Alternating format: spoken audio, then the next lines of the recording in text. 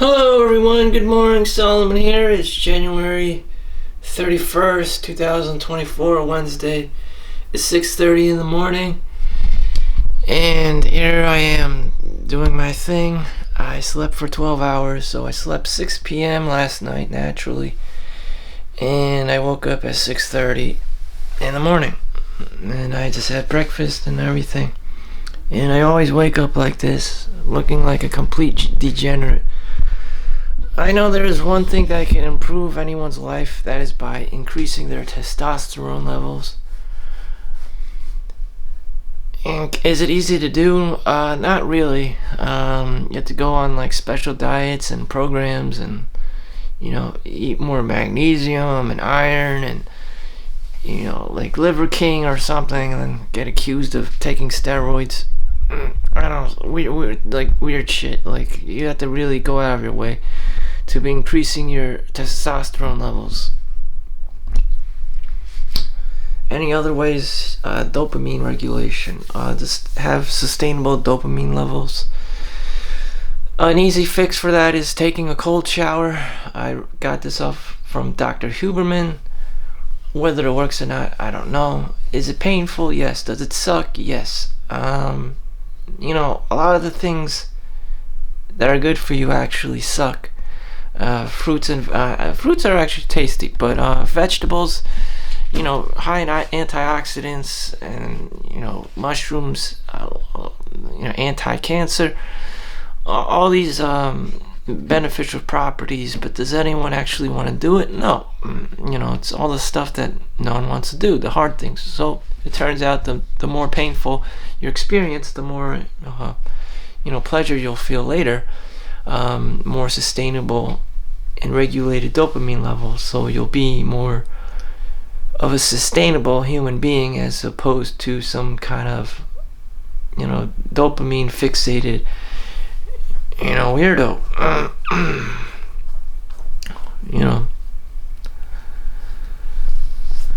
So are girls necessarily off when they say guys are weird or being weird? They probably want a nut. The guy probably sees girl and he wants to nut, and she probably senses that vibe in him, that he's being creepy, and that's just, it just triggers her super sensitive sense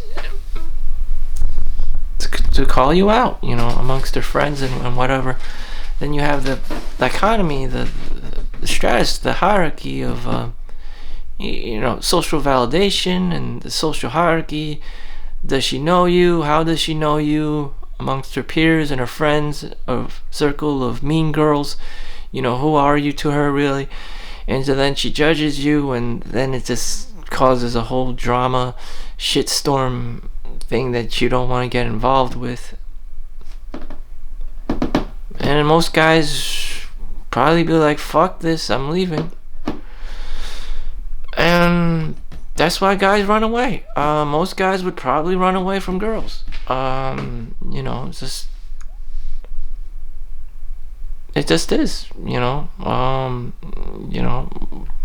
girls are probably wondering why guys are running away from them. The girls are super sensitive to these, like the social hierarchy dynamic.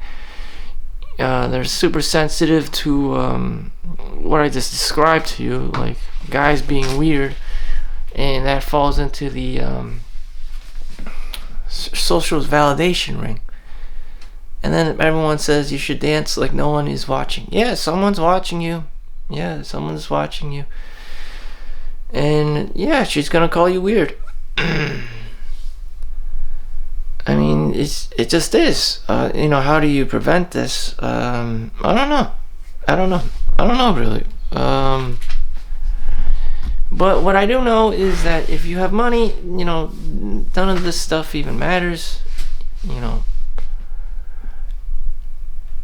have a home, you have a nice car, it just trumps everything. Then she's going to be wondering why she doesn't have a husband, why that guy next to her has a husband, and then she finally somewhat like like realizes that she's missing out. So instead of putting her on the pedestal, now you make her feel like she's missing out. She's the one who needs social validation. People are going to see her.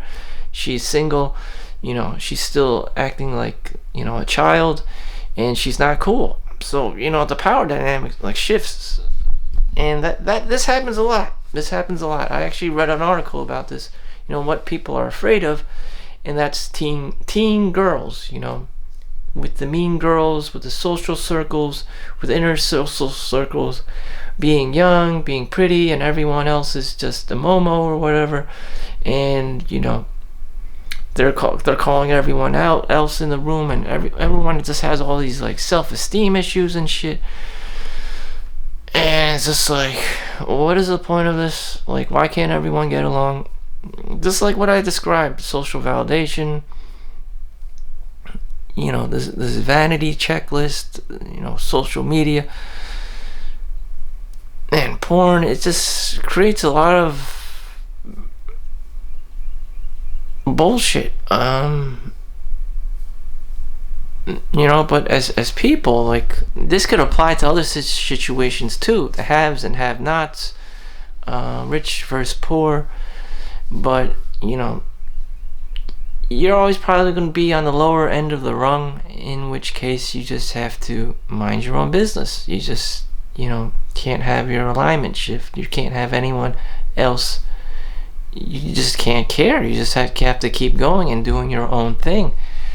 And girls are going to be annoying. They're going to be annoying, and they're going to say all this shit about you, and this, just like, why? I don't know. I just don't know. And that's what they do. Mean Girls. Just watch the movie Mean Girls. It's always something like, why do they care so much? I don't know. I don't know. You just have to be reincarnated and be a mean girl yourself, and one day you'll find out why everything matters. I don't know. Maybe you'll be a corporate CEO of some company one day, and then you'll find out like these are skill sets of the privileged, where you have to just dick everyone and say no to everyone and put yourself up on the higher end rung of the totem pole and on the pedestal. That's just the power game. I'm more about stoicism. I know I'm not going to be on top of the social hierarchy pyramid, social validation hierarchy bullshit, Brahmin bullshit, so I have to go do my own thing. That's very apparent to me. If I wanted to compete in that kind of inner circle of mean girls, then she's gonna find out there's something wrong. Where is her man who's 6 feet tall? Where is her man who makes $200,000 minimum? Where's Chad? Where's Tyrone? Things can go south of the border real quick. Shiny object syndrome. Why didn't you buy me Gucci? Why didn't you buy me Prada? Hence very high divorce rate, amongst mean girls, it girls, bad girls, pretty girls. It's very unfortunate, and it works up to the age of like 25, 26, 27, by 30, by 40, hell no, it doesn't work anymore. No one envies you anymore, and you don't have the look no more. And shit. What is the answer towards this, like, these inner demons, the social validation? You can't be young forever. You can't be a Starbucks, white girl forever. I mean that's the highlight of your life. That's when you're, looking for Chad and Tyrone. That's when you should be using your time to get married to Chad and Tyrone, so that you could be established by the time you are 30 or 40 years old. You're not supposed to be chilling there with your teenage girlfriends. at the age of 17 and 18 forever. I mean, damn. And, if you don't find Chad or Tyrone, to financially support you in your older age, you're kind of fucked. But is that a problem if you're pretty? No. No, absolutely not. But, one day the wall hits and, shit. Or maybe you gotta get lucky. I don't know. The game is different for women. I mean, Elon Musk pays child support, so you have to find like an Elon Musk, during those crucial times. Hence Mean Girls. Again, you have to get the Chad, you have to get the Tyrone, you have to lock him into your inner circle, you have to manipulate, and do all this like dark shit, behind the scenes, being femme. And that's how it is, Mean Girls. It's just like, you're the S&P 500 company, and you have to be super selective. You have to call everyone out, call them weird, call them fat, call them fugly, whatever the fuck. And then you have to secure Chad and Tyrone. Your top priority as a female, when you're young and beautiful, is to secure Chad and Tyrone. Not necessarily to, like... It isn't I don't know. So it's not necessarily to... like call everyone out, just to the filtration system. You want the most hunkiest, beefiest, financially overly engorged man you can find. And if you don't, then it's you're gonna turn into a crazy cat lady or some shit. Anyways, back to my stoicism.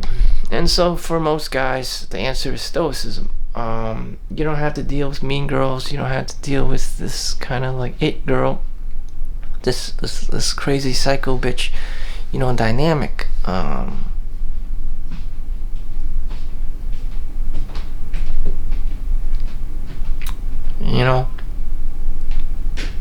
And that's what's out there. That's what's out there. That's what's out there. You just can't compete unless you're Chad or Tyrone. I mean, damn. Good luck, Chad and Tyrone. Some of these guys end up in prison. Not everyone becomes this Wolf of Wall Street. Not everyone becomes a doctor or a lawyer. But if you do, great. And, the kinds of girls that are out there for Chad and Tyrone are sometimes very, very toxic.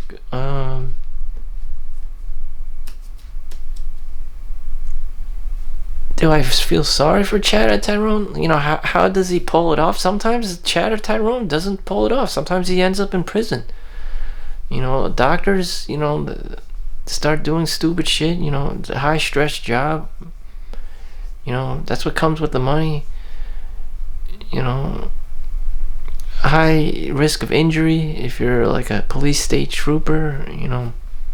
Sometimes it's on Chad. It's on Tyrone.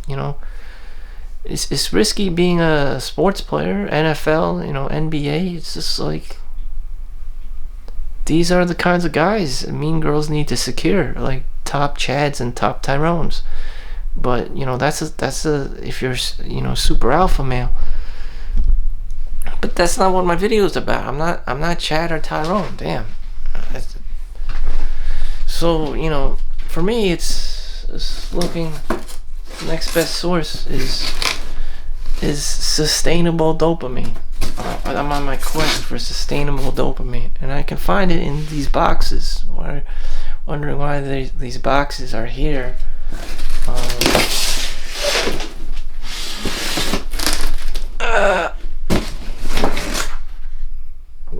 gosh. They're actually books. They're actually books. I haven't used these books since forever. You can't even sell these books. They're not worth anything. And I just kept them. Fortune. Elon Musk. 2013 Business Person of the Year. That was in 2013. Now we're in 2024. 10 years later. So these things still hold true. Video games? Of course. Huh. I wonder. Pharmacy. My cousin was in Spider-Man 2 as a background guy, as an extra. Spider-Man 2. I tried a small business before. With the state of New Jersey. Not very easy. Not very easy. What the hell is this? Fig tree. Some kind of religious thing. And let's see. I'm trying to find a book that I'm interested in reading. Opening the Dragon. I didn't even read this book my aunt gave me. And that's how bad I am. I just kept it as new. I mean, we should all start reading, so I'm just gonna read this for Modern Taoist Wizard. I don't know, I think this is about this. I actually YouTube this. Taoist Wizardry. I don't have any real interest in East Asian studies. I know about it, I just don't really gravitate towards it. It's like how these Tibetan monks or whatever were just playing tricks and games in modern day city, and how they adapt, and it's not really my thing, but I'll just read my book. I mean, when you practice Kung Fu, you're supposed to be stronger than the average ass person. Or just get a leg up on the average ass person. Yeah, more books. More just everyday lollygagging books. Oh, Becoming a Master Student. I had this since college. My old writings and stuff. Every day I just dreaded it.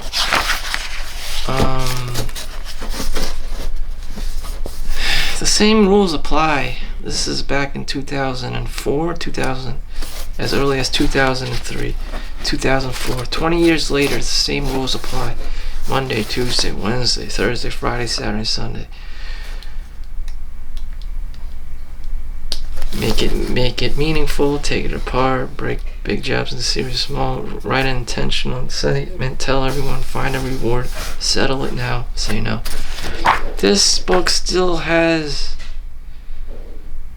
its uses in modern day life as to how to be a human being. Problem solving, decision making, deductive reasoning, planning, strengths, getting things done, leadership, risk taking, mnemonic devices, just everyday survival tactics, create a life. This book is so good that I'm actually gonna reread it. And why? Because I don't want to be a homeless guy. I don't want to be that guy. I just don't want to be him. There's actually a guy called Wally at the hospital. No one knows how the hell. He keeps coming as repeated, a frequent flyer.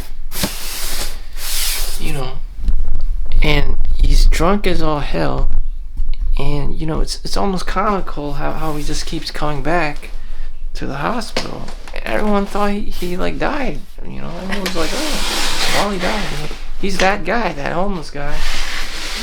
And there's all these stories about him. He's not actually homeless, and this and that. Fell and hit his head and was bleeding profusely, and everyone thought he died. He just ends up in the CCU and stuff. And next week, someone saw him walking outside. It's just like, what the fuck? Everyone was like, where's Wally? It's like, we thought he died. He's like, no, he cured himself of alcoholism. I don't know. It's just some outlier homeless guy that's some kind of immortal, homeless immortal or some shit.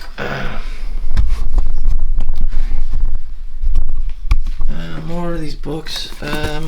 Sometimes there's so much books that I just can't stop. 7 Habits of Highly Effective People. The Secret, The Game by Neil Gaiman. For the game to work, there needs to be actual people around.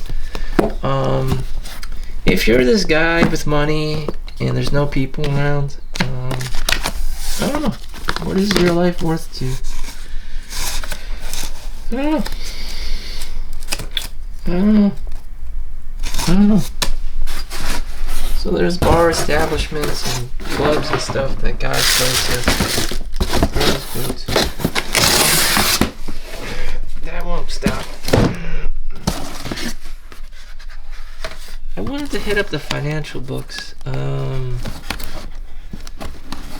wanted to find a book called... Oh, this is nice. It's got pictures. The New Yorker Book of Business Cartoons. They're just funny business cartoon things. Very cute book. This is what I wanted to read. Buffettology. Unexplained techniques that made Warren Buffett the most famous investor. It's a bit old, probably outdated. Warren Buffett turned 105,000 into $20 billion and became the world's most famous investor. It answered the question that for years seems to have eluded investment professionals about how Warren Buffett turned. So that can be me, actually. $105,000. Which is what I have now. And then some. Can we all do it? If Solomon Chau can do it, then yes, you can do it. That's why I wanted that book. That's what interests me. That's my own thing. That's what I'm going to be reading. Because that's my thing. I just feel like I am gravitated towards it. That's why I'm going to read this book, Buffettology. I'm just going to stand here and be reading it because of my own internal interests. At the same time, I know how degenerate people work. They watch TV, they play video games, they watch YouTube, they watch the porn. There's nothing wrong with that. It's just that I've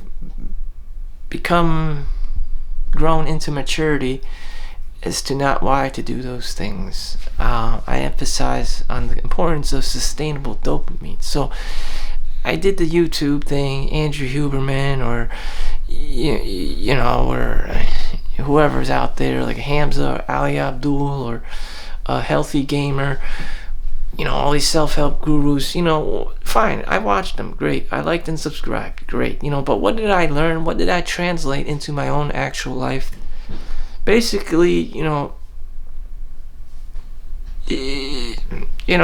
supposed to follow the steps, take a cold shower, meditate in the morning. I can only do so much as a regular human being. I'm not some kind of super athlete. I wake up, I look like a damn degenerate and shit. I'm the best I can do is just read. Sometimes I can only do one of the 3 things you're supposed to be doing. I ate breakfast and now I'm gonna read a book. I didn't.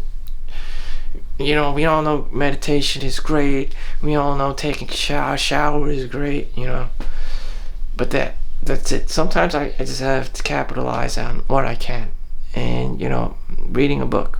So today I'm just gonna read the book, and that's it. That's eating the frog for me. That's what I'm gonna expend my most powerful resource, my mind, into, just reading the Warren Buffett book, and the books I got there, because I'm at the stage in my life that I can be doing these things. I have the time, I have the money, and that's what I'm gonna do.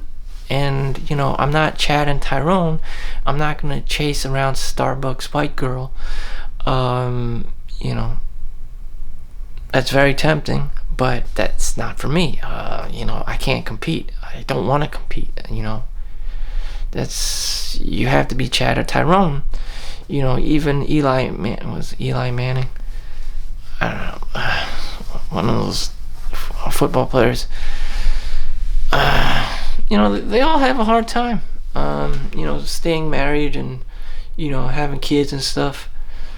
Eli Manning, the Broncos guy. it's just like, what chances do I have? And they're all Starbucks girls, Starbucks white girls, blonde, brunettes, redheads. They all have their charm, but they all have shiny object syndrome. They all want new Lexuses and Gucci and Prada. It's just like the devil wears Prada. You basically married like some kind of like super mean girl, like demon bitch, high level demon bitch. Why men are attracted to this kind of like the Starbucks white girl, I don't know. There are good girls in like churches and libraries, work for libraries and shit, and they don't do that shit. They don't do that shit.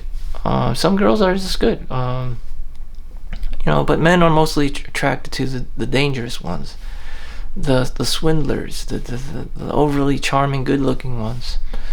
And that spells toxic. That spells trouble, narcissism. It's always about them. It's always how they can mooch you for child support money and alimony support and shit. And they're always blonde and brunette and good looking. And it's just like, oh no, shit.